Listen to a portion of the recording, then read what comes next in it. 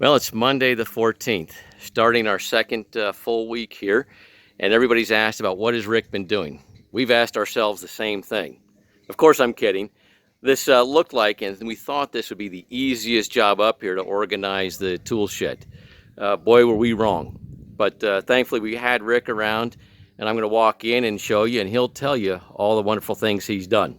Matter of fact, he's the only guy on site where the other workers have come up and shook his hand and said, "Thank you for doing such a great job." How about it, Rick? Yeah, I'll take you in and show you some of the work I've been doing over the last, it's been over a week now that I started this. It was just complete chaos. Workers would come in and just throw things on the floor. And we had big barrels of equipment that was sent from Australia and other areas that hadn't been opened. And they contained all kinds of useful power saws and other equipment that no one even knew that we had. So a lot of what I did was just clearing those out, finding a place to put them, categorizing everything, labeling the shelves, and putting up. Dan helped me put up some large plywood boards on each side that we use to hang tools from. So I think what we've got now is something that's actually usable. People can come in and quickly find what they want to, the tool that they need, and hopefully when they bring it back, they'll put it back where they got it because it's all clearly labeled. So we'll see how that works out. But for now, I think we've got something we can work with. Let's go inside and see what a great job you've done, Rick. Wow. So over here, this is the west wall, and you can see this is one of the big plywood boards that Dan put up. And I've hung hammers here and all variety of equipment. And most of this stuff either was just haphazardly on shelves or on the floor or out in the yard. And now we're bringing it in.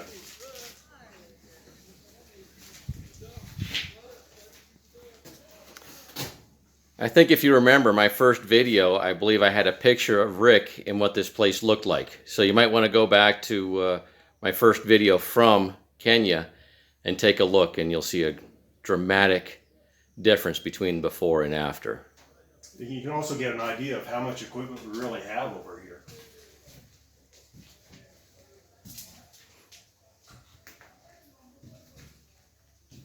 There's still, of course, some tools they could use here. Kind of a joke, though. Not skill saws. Yeah, we don't need any more skill saws. I'm not even going to try to count. I don't have enough fingers to figure out how many we have. Quite a few drills, too. Drills, grinders. One of the things we quickly found out, because of getting support from the U.S., Australia, and Finland, and of course they buy tools here in Kenya, there are many different voltages and plug configurations. And that can make it a little frustrating when you're trying to go from an American generator to an Australian tool. And you're also using American tools. With their 240 volt outlet, like we have over here, you need a transformer to step it down to run the drills and saws, anything with an electric motor. So they already had a transformer like this. We bought them another one because they will use it.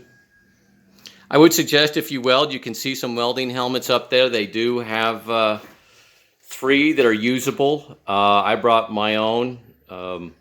If you like to weld, I would suggest bring your own. Again, these are usable, but they're pitted, they're old. If you've got a nice one, they don't weigh very much, bring it. And they do have a stick welder and a MIG welder. So anyway, thank you, Rick. You did a super job. I think everybody can see that. You do have one task left to do. I still need to create an inventory of all that we have here. And one thing that will do is it'll give us an idea of what we don't have. So when people come out here in the future, they can look at the inventory. And they won't bring stuff that we already have. They won't bring a skill saw, I hope. But there are things, like Wally says, that we still need. And that'll help us identify those. Thanks again, Rick. Thank you, everybody. And really appreciate your prayers and blessings.